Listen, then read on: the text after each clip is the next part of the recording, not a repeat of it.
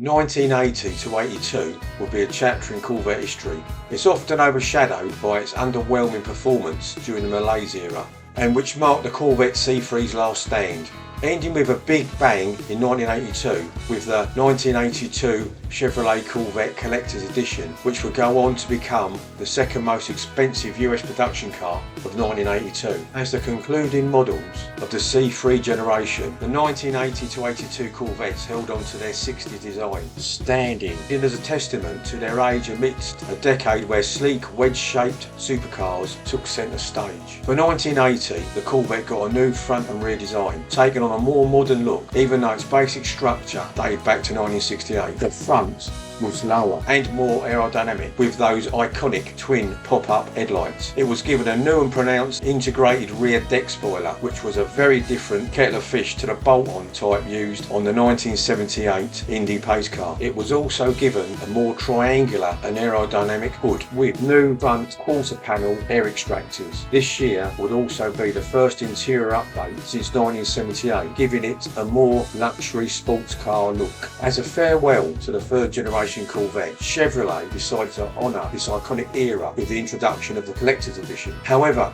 drawing on past experiences, notably the challenges it faced with the 1978 pace car replicas where enthusiasts created numerous unauthorised clones, the 1982 Collector's Edition would be exclusively produced on demand, following each customer's order, and so preventing a flood of unauthorised replicas onto the market. The 1980s posed significant challenges for the automotive industry, characterised by fuel economy concerns, safety regulations and emission requirements. The period known as the Malaise era, spanning from the early 70s to the mid 80s, brought about smaller cars with lower capacities and more economical engines with poor performance. In the midst of this change in time, the Corvette team faced the daunting task of preserving the Corvette experience while adapting to these changes, characterised by fuel economy concerns, safety regulations and emissions requirements. After General Motors opened its new Corvette manufacturing plant in Bowling Green, Kentucky in the summer of 1981, after 28 years in St. Louis, many enthusiasts began to suspect that the arrival of the next generation Corvette was imminent, and their suspicions were correct. In 1982, Chevrolet confirmed that this will be the last year for the C3, giving workers time to adapt to the new facility, using this time to transition through working practices, but it also paved the way for what was to come, recognising the practicality of testing new manufacturing machinery and assembly procedures on a familiar design. Chevrolet chose to continue the Corvette as a third generation model for this last year of 1982. During this period, the Corvette served as a testing ground for upcoming technologies for the fourth generation, notably the crossfire injection system, sometimes called throttle body injection, and which can be thought of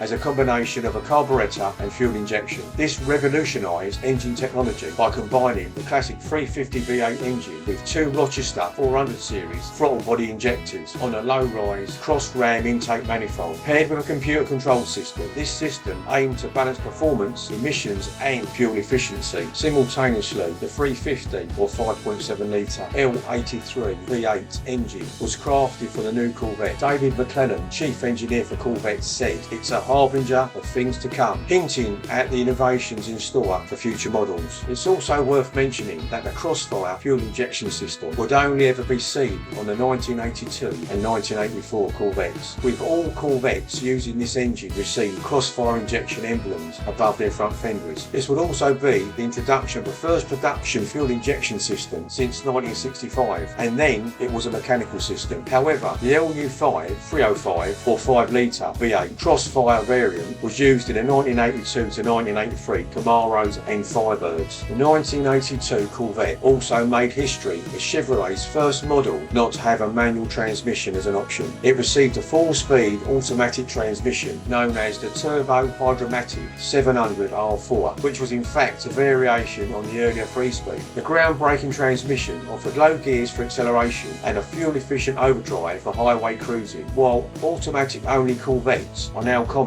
this move surprised enthusiasts. in the 80s, leaving some longing for a manual option. The pairing of the L83 engine with the turbo hydromatic automatic transmission was seamlessly integrated with the aluminium-housed Dana Type 44 limited slip rear axle assembly. The longevity of this reliable powertrain extended beyond the Corvette, finding applications in the Camaro and Firebird models until 1992. Now, let's address the elephant in the room: performance. The 1982 Corvette, equipped with a 350 Crossfire V8, produced a modest 200 horsepower, and with no manual transmission option, much of its power went untapped, achieving a 0 to 60 time of 7.9 seconds. To put this in perspective, a 1990 Chevrolet Cavalier Z24 Coupe had a 0 to 60 time of 7.7 seconds. Even the 1989 Dodge Colt GT Turbo could hit 0 to 60 in 8 seconds. The 1982 Corvette, once considered a sports car, would now share company with a number of more common cars. This was the first Corvette to feature a console-mounted digital clock, leaving space for an oil temperature gauge in the centre console. The C3's finale would be the 1982 Collector's Edition Corvette, or Code 1 YY07, marking a significant milestone for the Corvette and selling 6,759 units. It introduced the first ever frameless hatchback rear window on a Corvette. This was supported by gas struts and would make access to the rear compartment much easier. This was a design element that would later become a defining feature of the C4 Corvette. The level of refinement achieved in the 1982 Collector's Edition was unparalleled in the rich history of Corvette models, boasting a distinctive colour scheme, Code 59, silver-beige metallic, which was unique to this model. This also included a gradient or fading shadow motif on the sides and hood, and the accent pinstriping.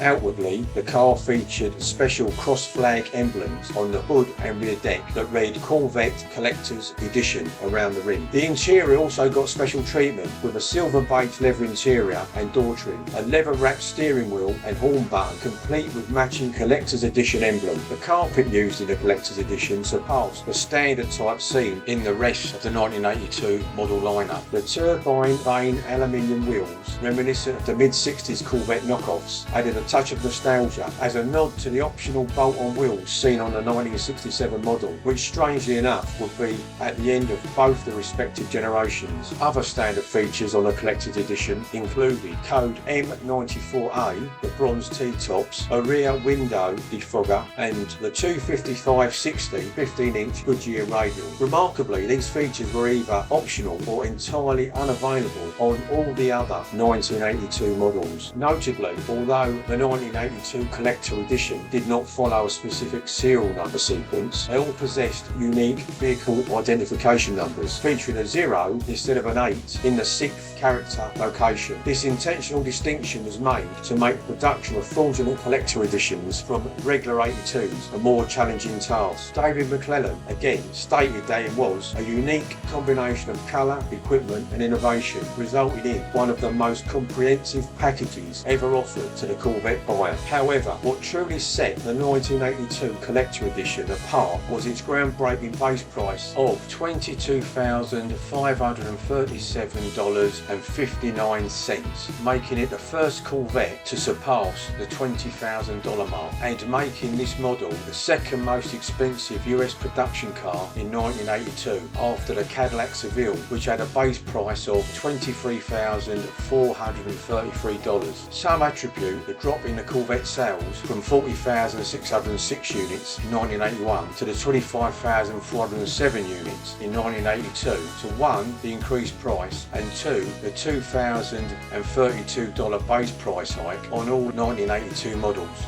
The substantial sales of the Collector Editions, comprising over a quarter of the total production that year, suggest other factors were at play. The absence of a manual transmission option and the poorly kept secret of the upcoming new C4 model likely played a significant role in deterring sales alongside these elevated prices. It's clear the 1980 to 1982 Corvettes left their mark, despite a significant price increase, and the economic challenges at that time likely also played a role in its decline. Not to mention mention, in 1981 the recession was becoming a lot worse. This and car loan rates that were ever increasing probably made possible customers think twice before upgrading to newer models. Its successor, the Corvette C4, was designed to compete with European sports cars but would still keep some of the original Corvette DNA, bridging the gap between the old school and the more Italian-inspired Corvettes of today. But unfortunately, its Coke bottle styling would have to go. Despite its shortcomings, the 1980 to 82 Corvettes played a crucial role in Corvette history. The challenges they faced in the early 1980s paved the way for the advancements we see in today's automatic-only, mid-engined Corvette C8 supercars. Apart from these challenges, Chevrolet had something no other GM brand had: